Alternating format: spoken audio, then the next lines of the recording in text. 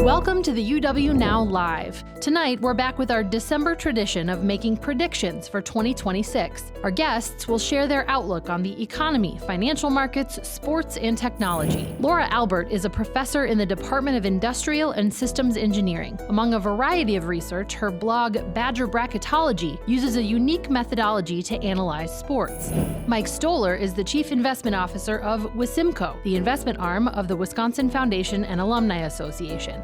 Finally, Brad Tank is Managing Director at Neuberger Berman and an expert on macroeconomics and monetary policy. The conversation will be moderated by your host, Mike Knetter. Well, welcome and thanks for joining us this evening. The year is winding down, but there's no shortage of excitement in the economy, the markets, and we got that college football playoff coming.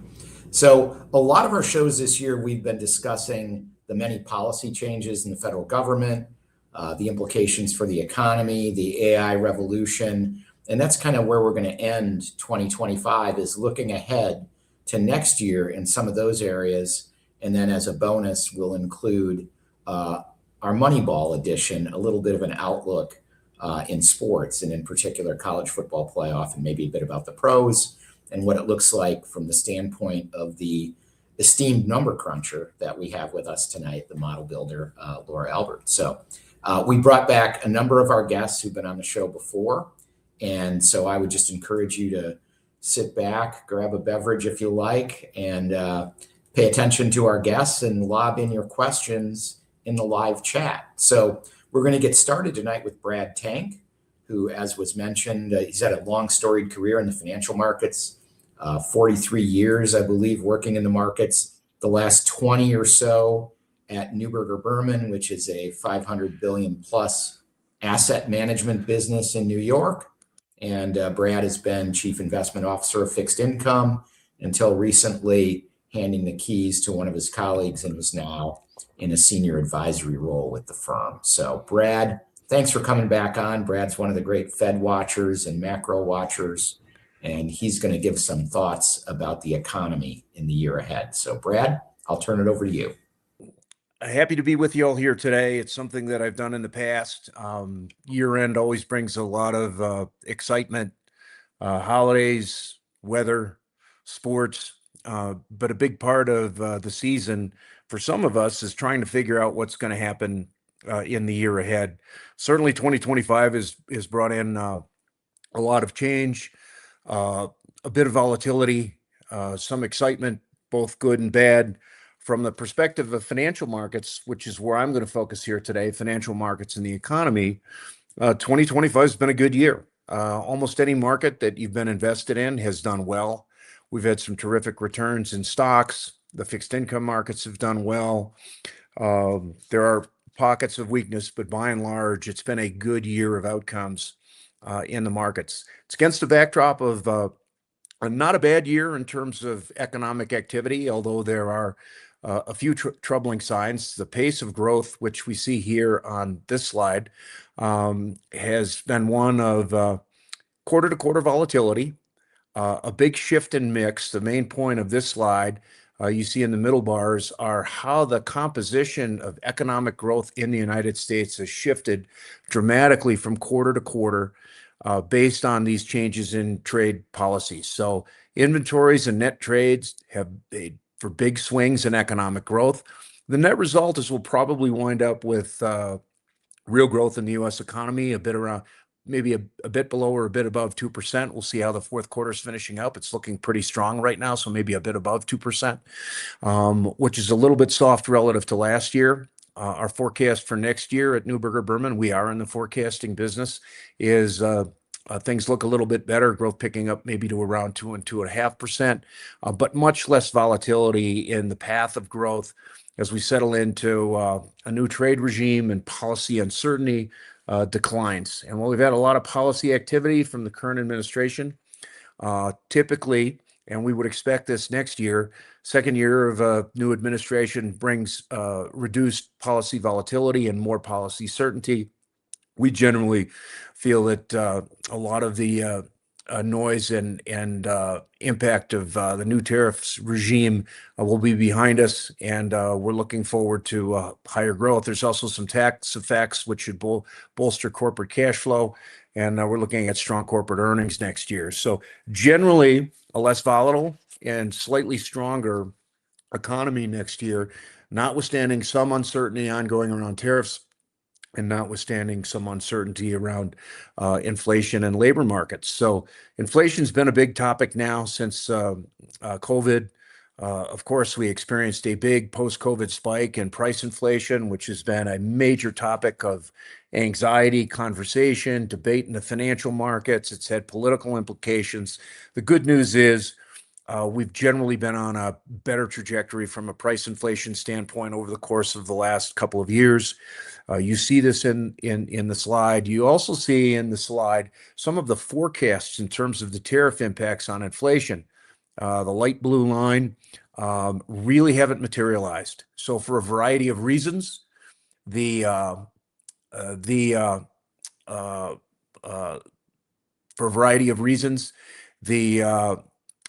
cost or impact of the tariffs largely haven't been passed through to final prices. We've seen a bit of an impact. As we move into next year, the impact should again diminish. Big cause for concern the last few years post COVID has been house price inflation, rent price inflation, and there we're seeing some relief as well. Quite a bit of relief on the rent front. We would expect that to continue. A little bit less relief on the housing front, but there's pockets of home prices around the United States where we've really seen some softness. Some of the most strongest markets, places like Texas, Florida, we're actually seeing some softness, and that's good news in terms of what it means for future inflation. So better news on the inflation front, but we're not returning to the below 2% price inflation that we experienced for a long time anytime soon. Kind of happy to come back to that in the Q&A as to why that's not likely to happen. But the big point of anxiety at the moment and will in all likelihood cause the Federal Reserve to lower rates tomorrow is, of course, the labor market. We've generally seen a couple of things happening over the course of the last 2 years. First is the top half of this slide. Well, we've generally been reporting strong labor conditions throughout 2024 and into the first half of 2025. A lot of the backward-looking revisions have taken those jobs away. So what we thought was a very strong labor market is simply a strong labor market, rearward-looking. We've lost about 1.5 million jobs to backward-looking revisions, which is not insignificant. And to the extent that maybe we're seeing a bit more accurate data today, what do we see? Well, we see it on the bottom half of the slide. Job growth is diminished. We've seen a real softening in the labor markets. It's coming from a variety of reasons.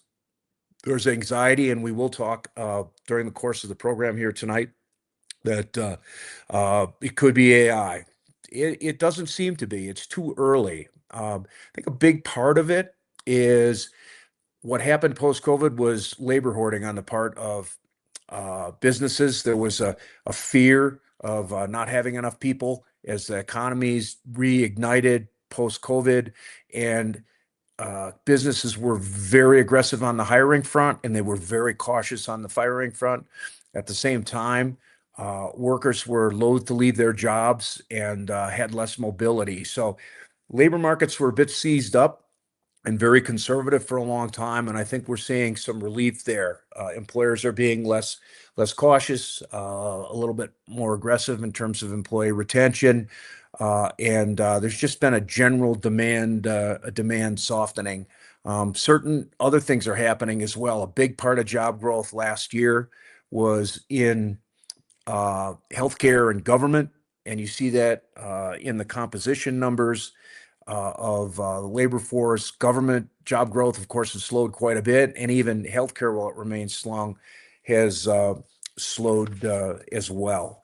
So what does that mean for interest rates as we move forward? As I mentioned, our expectation is we see the Fed move tomorrow, lower rates one move. The market's expecting a couple of more moves. So over the course of 2026, market's expectation is that overnight interest rates go from about 4% to somewhere in the low threes. That's pretty reasonable. We think that, it's, again, very, very unlikely with slightly better economic growth that you're going to see much more out of the Fed, but time will tell. But generally, we've got a positive interest rate trajectory. The biggest risk is what's going on in rates around the world. So while in the US, rates have gone down here in 2025, across the world, rates have gone up, particularly in places like Japan and throughout all of Europe. Lately, we've seen US rates go up a bit, and that's a function of largely what's going on around the world, not so much as with respect to what's going on here. The last slide that just popped up on the screen here is the impact of deficits, and you see that in the top half of the screen. They are going higher over the near term. That will impact the cost of money, will prevent rates from falling a lot, particularly in the long end of the market. And then we've also seen a return to a normal yield curve. You see that on the right hand side of this slide, which is the so-called term premium. What you get paid to buy longer maturities in the bond market is sort of back to normal levels. That level of 65 basis points, the difference between 2-year money and 10-year money, is kind of back to where things are on average. So as short rates come down, there's latitude for longer rates. Intermediate to long rates come down a bit, but maybe not quite so much. So I'll leave it there, and I can come back and answer questions later. Next up, we've got the Chief Investment Officer for the Wisconsin Investment Management Company. That's the investment division of the UW Foundation and Alumni Association. Mike Stoller is our Chief Investment Officer, and among other things, so Mike's had a long career in the markets as well, a decade with JP Morgan, and then worked at the endowment at Washington University in St. Louis for 7 years before taking over the top job at UW. I will just note, I believe we may have the best return for the 1 and 3 year horizons among the top 80 endowments in the country. So thank you, Mike. And with that, please tell us a bit about how you think about endowment investing, which I know is not a short-term macro strategy game, but you do have a few predictions for us. So take it away. That is correct, Mike. As you say, we're in the long-term investment game, and we are frequently investing over a 5 or 10-year time horizon. And the way we do that is try to identify long-term secular trends and invest behind those. And we have less opinions about when and exactly how each of those themes is going to play out. However, we're pretty confident that those themes will eventually express themselves. So that's maybe a long way of saying that I'm maybe a terrible person to expound upon my projections for 2026 specifically. That being said, this is a predictions live stream, and so I'm going to make a few here in a few minutes.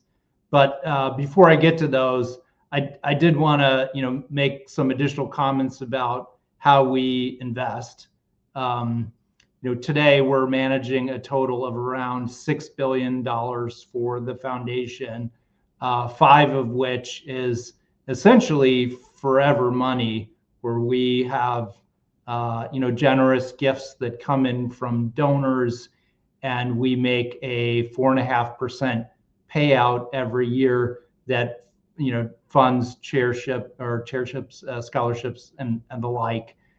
So our payouts are known. We pay them like clockwork. And we have to have liquidity on hand to make those distributions.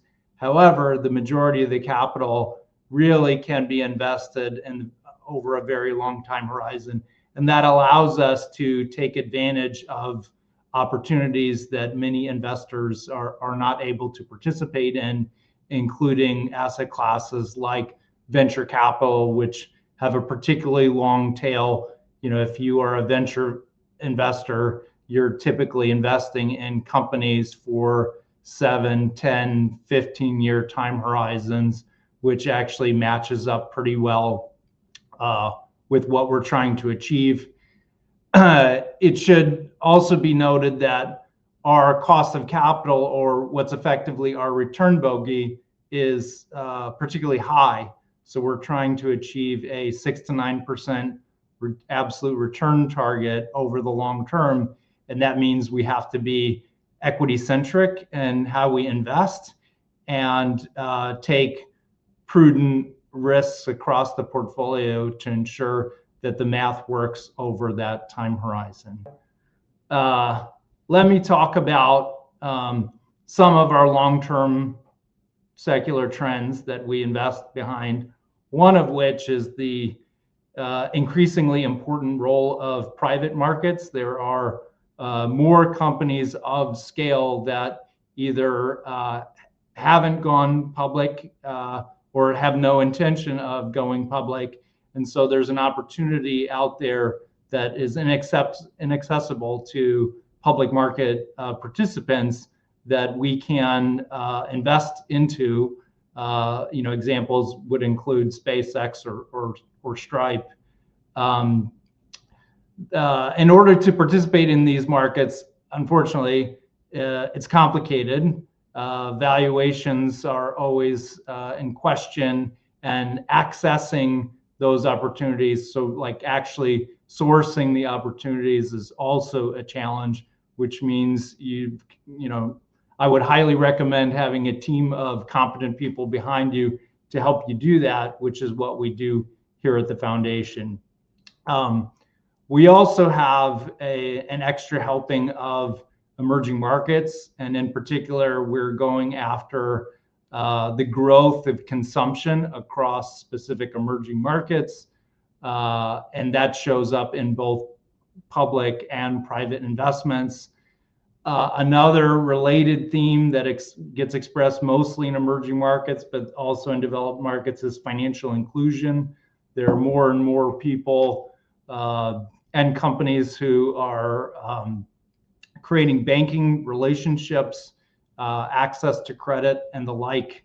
We are active participants across all of those opportunities.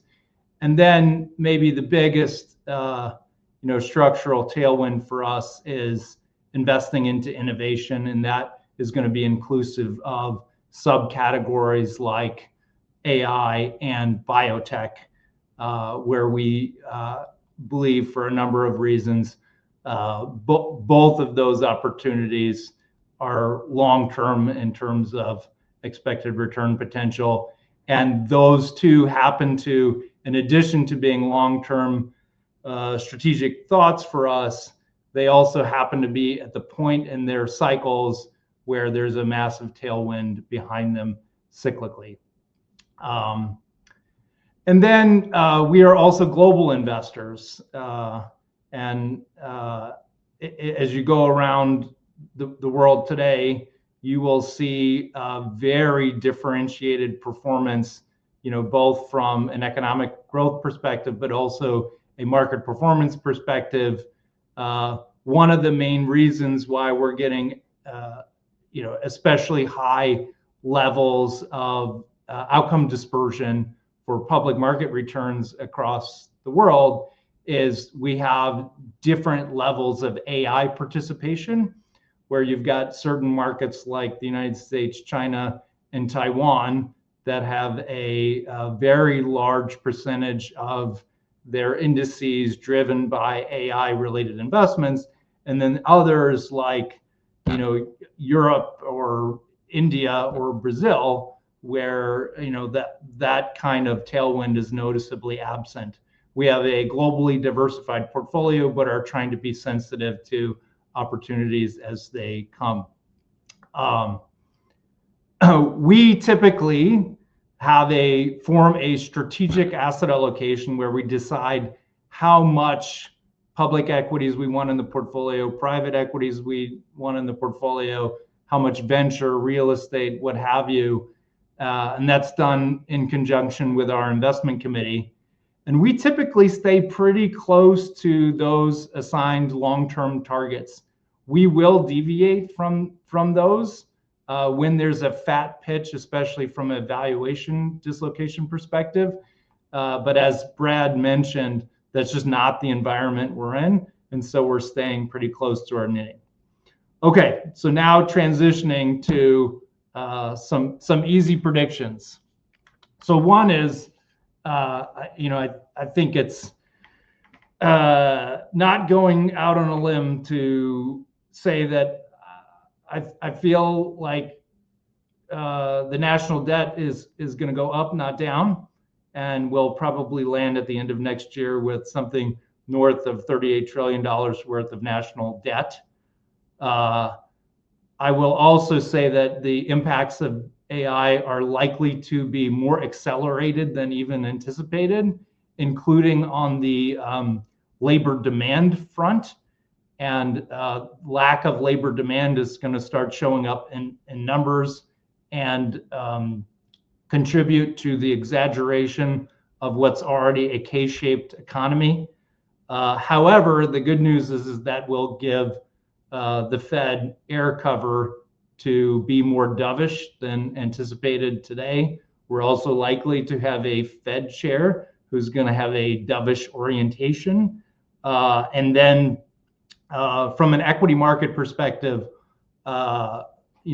investors will celebrate lower interest rates, and especially in the context of the coming midterm elections, we're going to throw a lot of fiscal and monetary stimulus to ensure that we have reasonable public equity market performance going into November. And so my level of confidence about what happens on the multiple side of things is pretty firm. And then on the fundamental side, I feel like the current predictions, which are for a high single digit, low double digit earnings growth for 2026 is reasonable. I think because of what I just said, top line may struggle a little bit more than anticipated.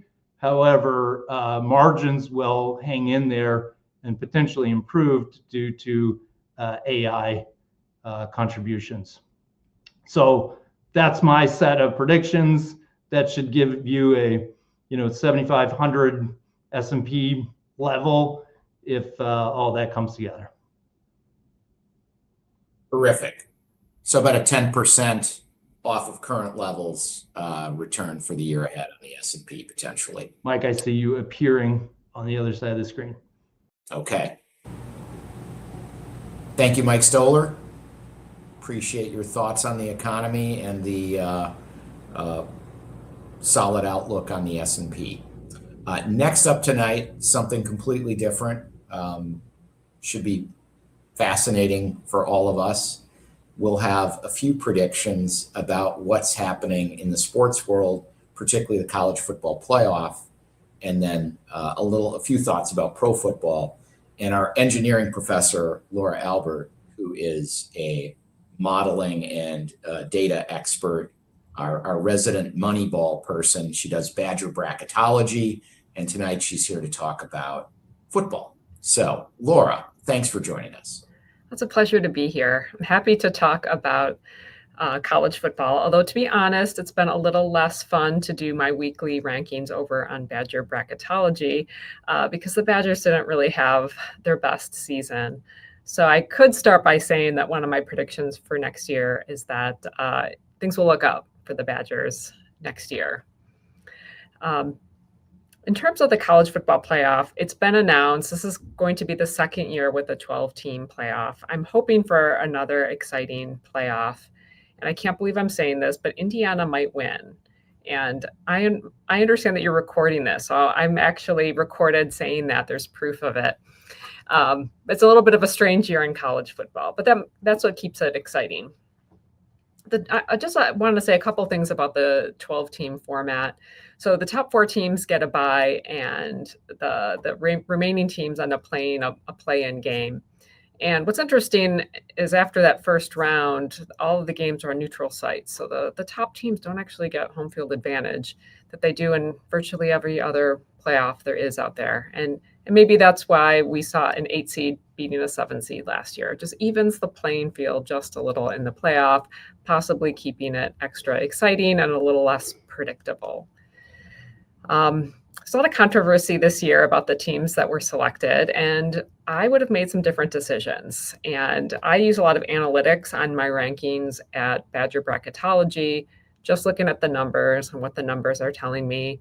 And I would have put Notre Dame in the playoff this year. Seems a little bit more inconsistent than in previous years when I look at the actual decisions made by the committee. I expect that college football will have a lot of changes in the coming year. I think there's going to be a lot of conversations about some of the bigger picture questions. We've seen that bowl games have become less important year after year. It seems like that's going to take a big step forward this coming year, possibly coming to a head in some sense. I also have been questioning the continuation of conference championship games. With a 4-team playoff, the conference championship games served as sort of a de facto play-in round of the playoffs. Like most teams had to win their conference championship game to get to the playoff. With 12 teams, that seems a little less necessary. They can be exciting games for sure, but then there's also some questions just about, are they really best for the players? The seasons are getting much longer.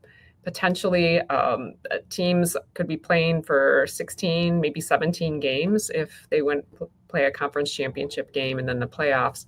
And that might not be best for players who are hoping for a career in the NFL. So we might see some changes there.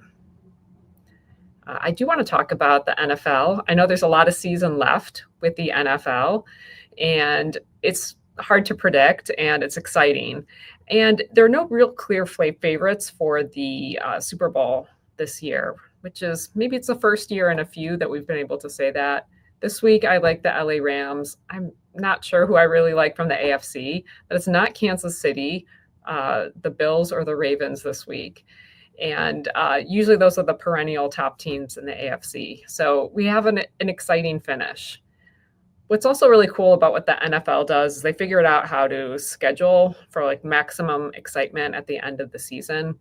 And for a few years now, all of the last week games in the season, they're all divisional matchups. And they do that because those divisional matchups have the most playoff implications. And so we get to even a week to go, and we're not really sure who's going to be in the playoffs, or if a team could be a 2 seed or a 7 seed. And the paths to the Super Bowl for those 2 seeds are very different. And that's going to go right to the end. So that could be exciting, but also very hard to predict. So I'm not going to give any strong predictions for the Super Bowl yet. I will say the prediction is that analytics seems to be part of the game in football, which I really like because I like using analytics in my everyday life. And I certainly like analytics when I'm watching football. We're seeing teams use analytics to make a lot of in-game decisions, such as when to go for it on 4th down, when to go for a 2-point conversion after a touchdown, as well as other decisions. I hope that trend continues. It's a great way to get the public and today's youth interested in analytics and maybe engineering, so I'm a big fan of that. I do predict that the commentators are not going to be able to talk about analytics in a way that an engineering professor would approve of. But I hope I'm wrong about that and they get a little bit more savvy. And just to kind of wrap things up, there's a lot more to say about analytics. The NFL is certainly using this treasure trove of data that they have now for player evaluation, but also injury risk management and player health, which is certainly a positive side to analytics.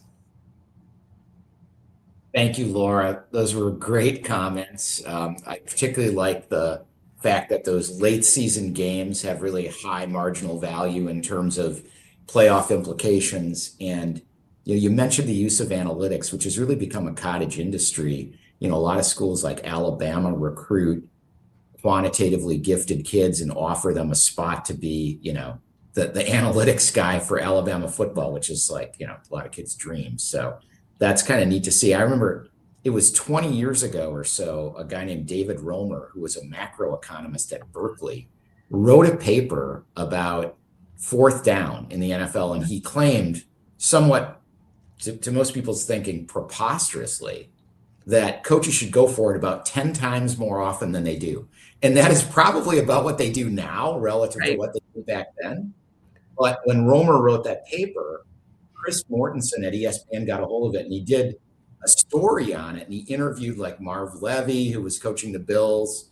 And the last coach he talked to was Bill Cowher. And he asked Bill Cowher what he thought about this. And Bill Cowher just said, somewhat famously, I guess if we all did what the professor said, we might have to be professors too. He didn't think it would end up well for him if he went for it, 10 times more often, but little by little, Exactly. It's a great paper. And it took 20 years. So it took about a generation to change the culture. Yeah. It's really fascinating. But that was one of the early, I think, landmark studies on this using dynamic programming. Really interesting.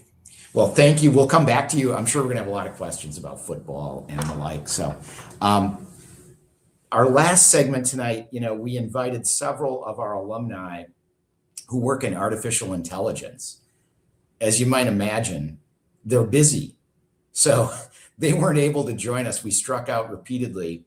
So instead, I invited ChatGPT to the show and asked ChatGPT to give us an outlook for artificial intelligence, which, as you all know, it's the major driver of the economy today. The stock market and profits in the American economy are probably driven by as narrow a force as we've ever seen. Michael Sembalist at JP Morgan, I think in his recent Outlook note, said that since the release of ChatGPT in November of 2022, about 80% of the return in the US equity market is driven by about 41 publicly traded companies, which he refers to as the blob in his recent Outlook note. So I would encourage you all to take a look at that. It's a really interesting piece of analysis. But what did ChatGPT think about what's coming in AI in the year ahead? Well, agentic AI agents will likely be embedded into customer relationship management software, enterprise resources planning software, HR, and other support platforms across a range of businesses. Advanced AI is going to be able to integrate text, vision, audio, and data with strong reasoning and tool use capabilities. That'll be a new frontier. And natural language interfaces will get better. So people will just be able to talk to AI and really give it fairly complex assignments, and it will be able to deliver outcomes. In terms of, ChatGPT did tell me which large language models would be most successful, but it was not surprising. So I have not put that up. And of course, it was probably somewhat biased toward ChatGPT itself. But workplace applications beyond the AI industry itself, customer operations and sales, software and IT operations, finance, HR, and compliance, and then again, conversational analytics. Managers and teams can interact easily with AI and get business intelligence produced out of the systems. Infrastructure build out is one of the complicating factors with the AI revolution. There's massively growing demand for computing power, and that's going to create a lot of resource demands beyond current capacity and probably cause some bottlenecks with AI systems. We'll see dramatically increased energy consumption in the US. Data centers consumed about 4% of electricity in 2024. That's projected to double by 2030. If anything, I think that might be a bit of a soft estimate. And securing clean power and infrastructure is going to be vital for the growth of AI. And it'll differ a lot by region, and that could be an important source of comparative advantage for different regions of the country. Jobs and productivity, of course, is the important thing. And you heard Mike Stoller allude to the fact that he thought we would see some further softening in the labor market that's related to the adoption of AI. And in fact, AI itself believes that's the case. We're focused a little bit more here on the employment patterns, but demand for routine jobs is certainly going to be reduced. It may increase roles in AI development and oversight sectors, but that will probably be a smaller number of jobs than it's putting at risk, at least in the short term. I'm an economist. In the long term, I would say the economy always gravitates to full employment. So you might see, increased jobs in leisure and hospitality. And Mike Stoller also alluded to the K-shaped economy. I'll ask him a bit to elaborate on that, but I think what he's talking about is kind of a haves and have-nots situation. And a lot of the returns from AI will go to owners of capital. But overall, on the productivity front, we will certainly see that generative AI tools will lead to productivity growth in firms and also the economy as a whole. So the GDP numbers will probably still look reasonably well next year, even if labor supply doesn't grow very much. So that's kind of our quick overview from our final guest, ChatGPT. ChatGPT will not be taking any questions tonight from the audience. However, I'm going to bring back our guests.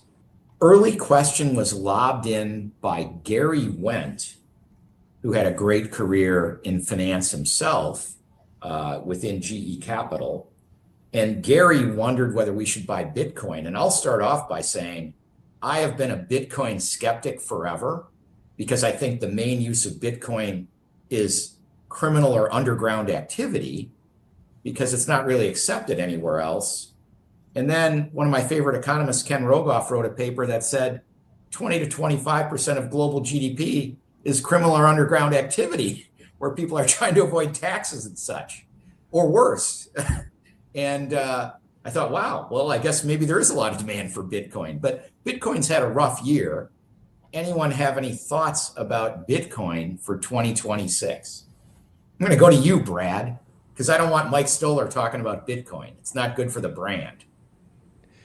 Sure. It's a tale of two cities in 2025, as you say, Mike. Off to a terrific start.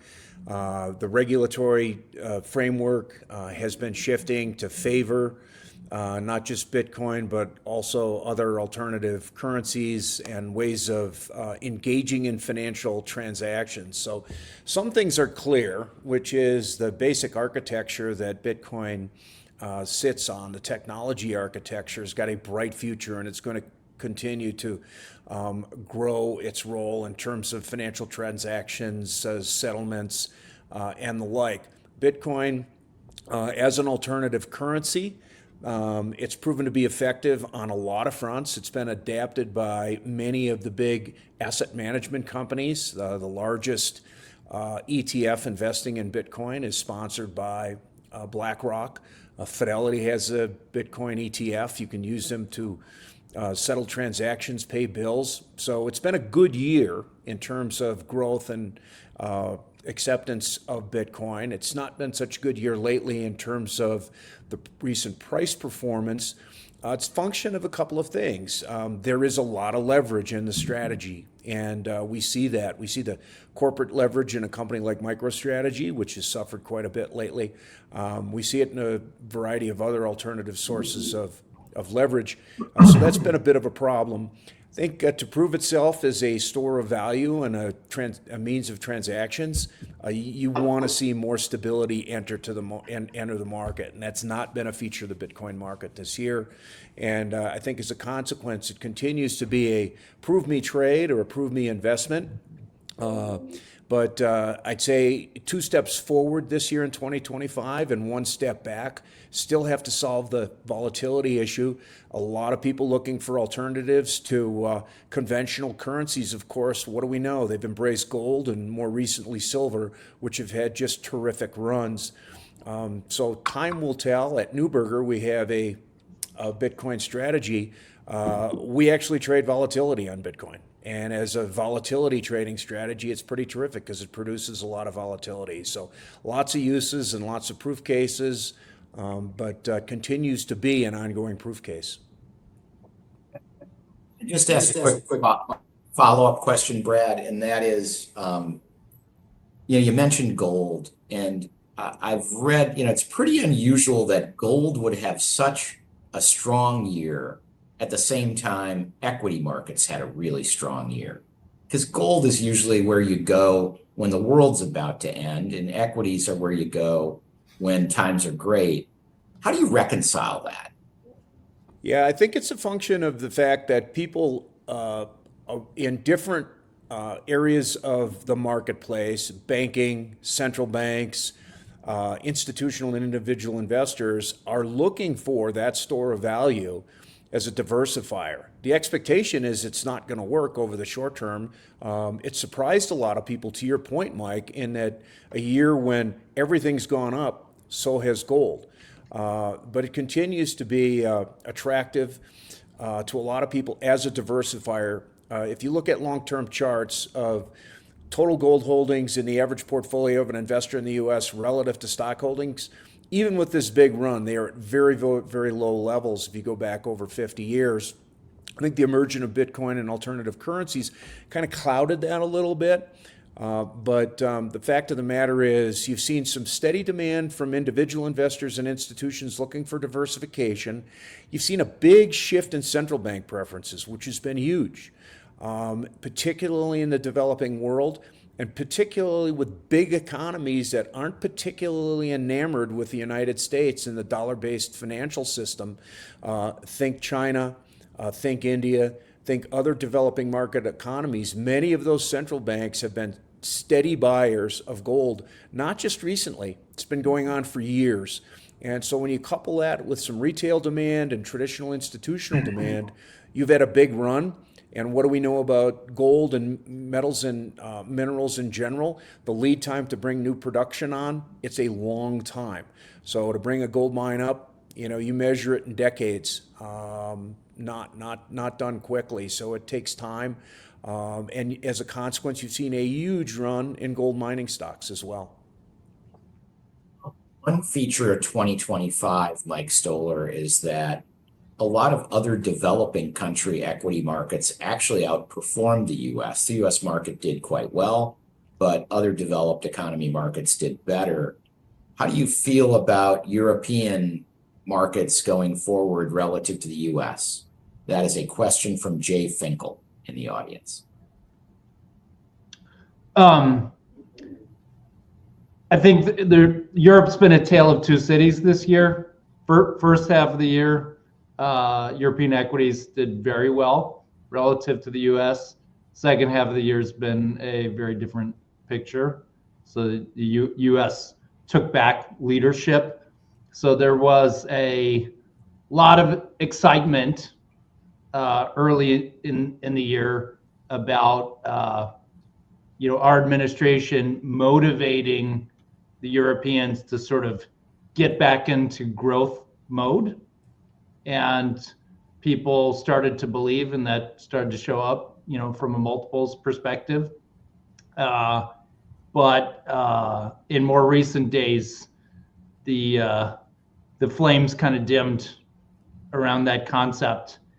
If you look at Europe relative to the United States from an earnings growth perspective, Europe has woefully underperformed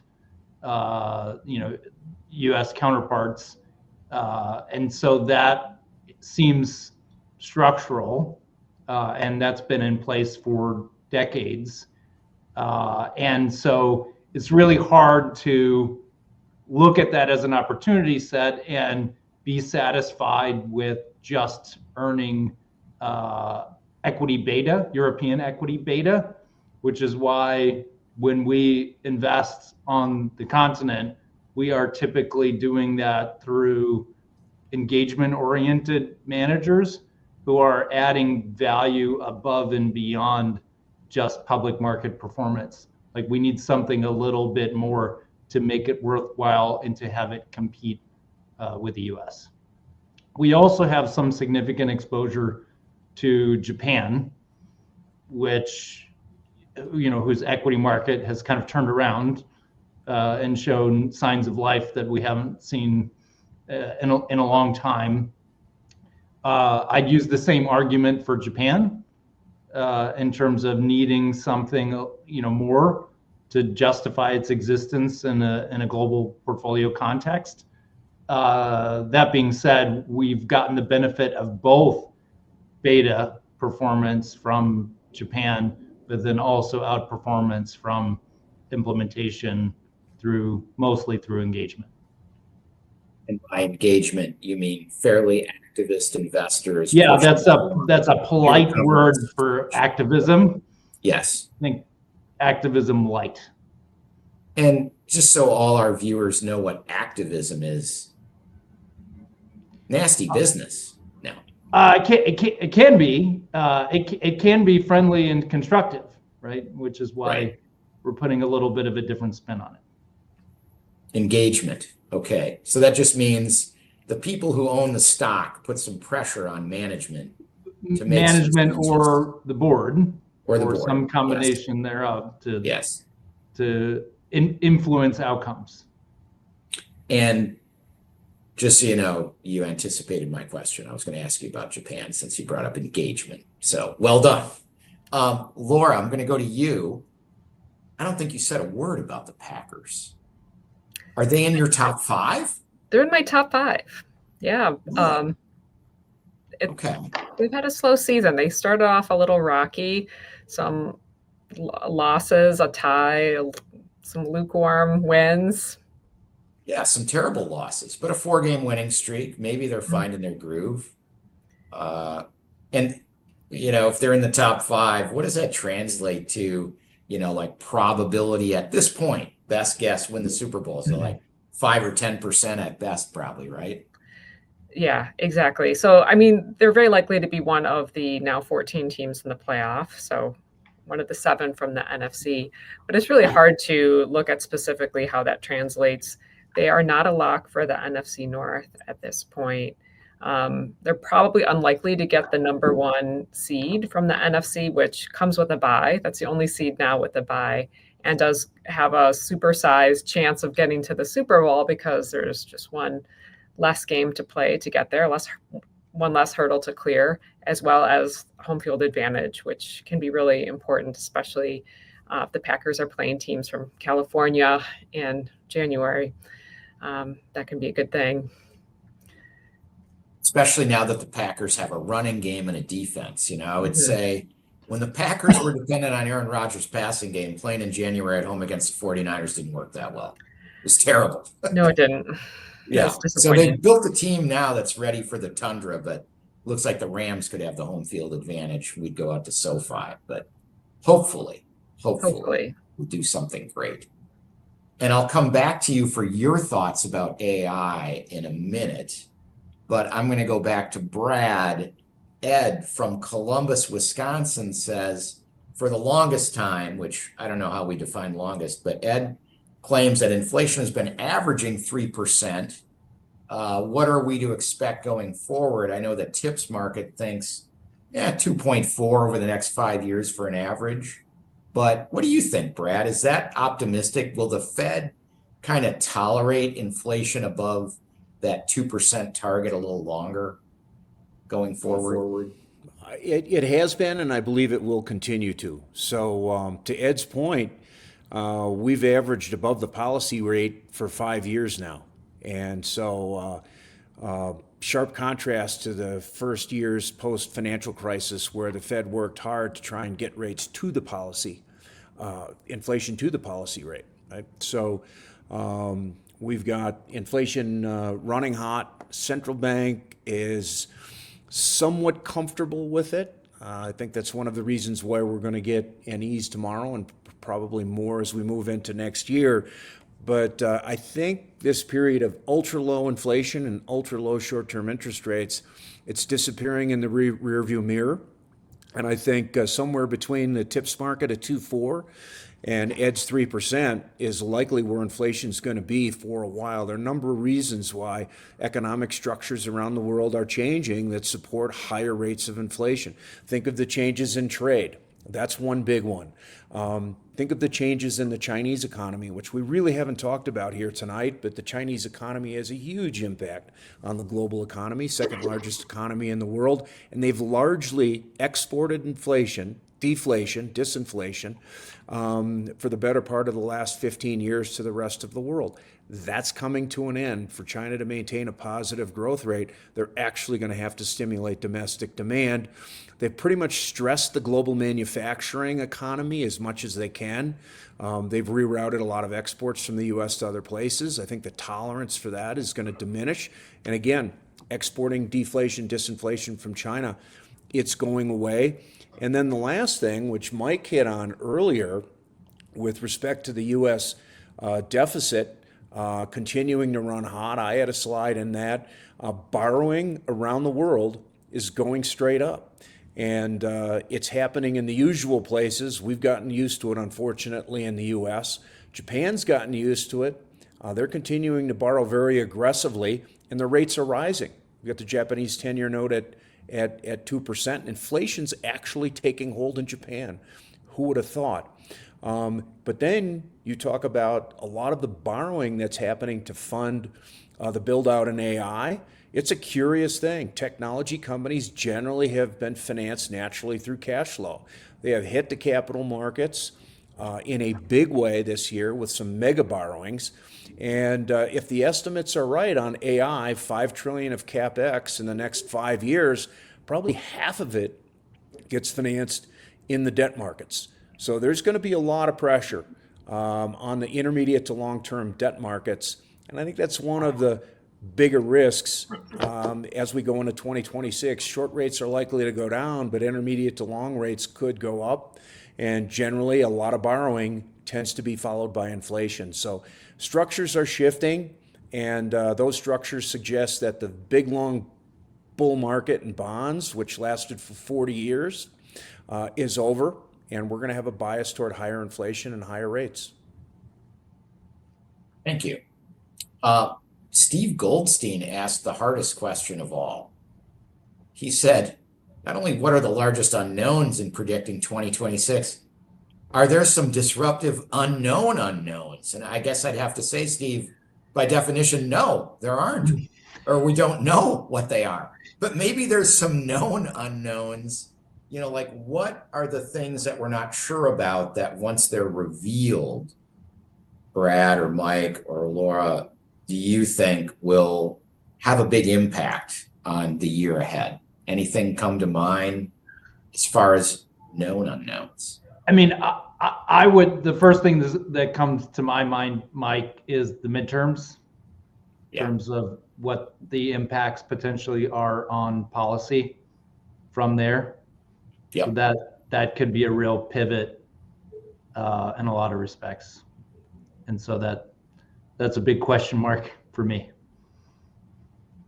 Yeah, I hit on rates, longer rates going in a different direction from shorter rates. But to me, something that's in the papers every day, every week, which is clearly a known unknown, is how is this war in Ukraine going to end? And if it ends with Europe/NATO losing and Russia winning, which is certainly, you've got to assign a positive probability to that. It's been very difficult to end, and Russia doesn't seem to want to end it. If Europe loses that war, it could lead to a real fracturing in Europe. And Europe's already very challenged with respect to growth, immigration, high-cost energy, compromised governments like the Macron government, the emergence of the new right. European Union could be in serious trouble if the outcome of that war is not good. And we don't know how it's going to end, and that's a known unknown that's very risky. Laura, any thoughts about known unknowns or your observations about what to look for in artificial intelligence and related areas of technology. I'll take that artificial intelligence question. It's certainly a very exciting time to be a professor in the age of AI. And we're about 3 years into ChatGPT's public release. But, in engineering in particular, we've been talking about AI for years before that. And what we're really seeing is that, where AI is going to matter is not just generative AI making us work a little bit more efficiently. It's really being able to embed and deploy AI at scale in complex systems, ones that are consequential to the economy. So one of my exciting predictions there is that it seems like now is the time for industrial engineers. We get systems. We've solved these problems before there was AI, and we're going to do that now.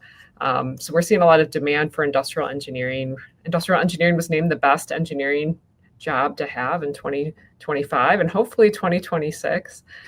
So we're on a roll. And then beyond that, it's, the half-life of knowledge is so short now. And I'm talking to alumni and they're interested in upskilling. And it's really clear to me that learning is all lifelong learning at this point.